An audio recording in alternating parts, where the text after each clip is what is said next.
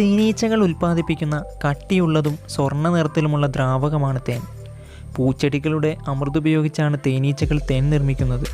മഞ്ഞുകാലത്തും മഴക്കാലത്തും ക്ഷാമം നേരിടുന്ന സമയങ്ങളിൽ കഴിക്കാനായി തേനീച്ച കൂട്ടിനുള്ളിൽ സൂക്ഷിക്കുന്നു. എന്നാൽ തേനീച്ച എങ്ങനെ ശാസ്ത്രീയമായി തേനുണ്ടാക്കുന്നു എന്ന് നിങ്ങൾക്കറിയാമോ? ഈ വീഡിയോ സ്കിപ്പ് ചെയ്യാതെ മുഴുവനായിട്ട് കാണാൻ ശ്രമിക്കുക. ഈ വീഡിയോ ഇഷ്ടപ്പെട്ടാൽ ലൈക്ക് ചെയ്യാനും ഷെയർ ചെയ്യാനും സബ്സ്ക്രൈബ് ചെയ്യാനും മറക്കരുത്. പൂക്കളിൽ കാണപ്പെടുന്ന ഒരു പഞ്ചസാര ദ്രാവകമാണ് അമൃത്. ഒരു തൊഴിലാളി തേനീച്ച അവരുടെ പ്രോബോസിസ് എന്ന നീളമുള്ള ട്യൂബാകൃതിയിലുള്ള നാവ് ഉപയോഗിച്ച് പൂക്കളിൽ നിന്ന് അമൃത് വേർതിരിച്ചെടുക്കുകയും ക്രോപ്പ് എന്ന് അറിയപ്പെടുന്ന ഒരു പ്രത്യേക തേൻ വയറ്റിൽ സൂക്ഷിക്കുകയും ചെയ്യുന്നു. ക്രോപ്പിൽ നിന്ന് അമൃത് പ്രവർത്തിക്കുമ്പോൾ എൻസൈമുകളുമായി കൂടിച്ചേർന്ന് അതിൻ്റെ രാസഘടനയെയും pHനെയും പരിവർത്തനം ചെയ്യുന്നു. ഇത് കുറേ കാലം തേൻ കേടുവരാതെ സൂക്ഷിക്കാൻ ഇവരെ സഹായിക്കുന്നു. ഒരു തേനീച്ച കൂട്ടിൽ തിരിച്ചെത്തുമ്പോൾ ഫോറേജർ തേനീച്ചകൾ ആ അമൃത് മറ്റ് തേനീച്ചയുടെ വായിലേക്ക് കൈമാറുന്നു.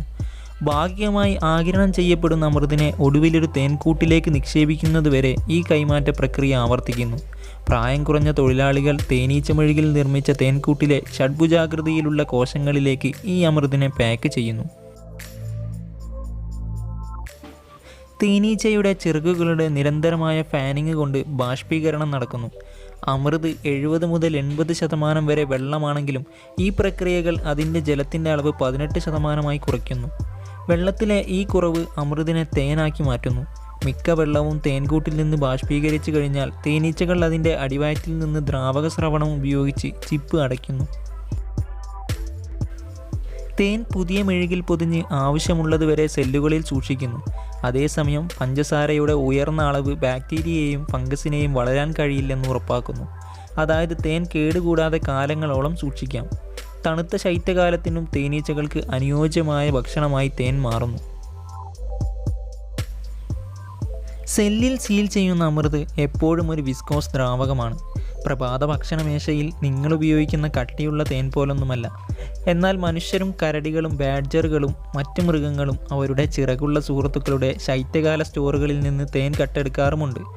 ആരോഗ്യമുള്ള ഒരു കോളനിക്ക് ആവശ്യമായ തേനിൻ്റെ 2-3 ഇരട്ടി ഉൽപ്പാദിപ്പിക്കാൻ കഴിയും. അതിനാൽ മനുഷ്യർ കുറച്ച് കഴിച്ചാലും അവർക്ക് അതൊരു പ്രശ്നമാവുന്നില്ല. 16-ാം നൂറ്റാണ്ടിൽ പഞ്ചസാര വ്യാപകമായി ലഭ്യമാകുന്നതുവരെ തേൻ ലോകത്തിലെ പ്രധാന മധുരപലഹാരമായിരുന്നു. പുരാതന ഗ്രീസും സിസിലിയും തേൻ ഉൽപ്പാദനത്തിന് ഏറ്റവും അറിയപ്പെടുന്ന ചരിത്ര കേന്ദ്രങ്ങളിൽ ഒന്നായിരുന്നു. ഒരു തേനീച്ച പതിവായി വരുന്ന പുഷ്പത്തിൻ്റെ തരമനുസരിച്ച് തേനിൻ്റെ നിറം, രുചി, സുഗന്ധം, ഘടന എന്നിവ വളരെ വ്യത്യാസപ്പെട്ടിരിക്കുന്നു.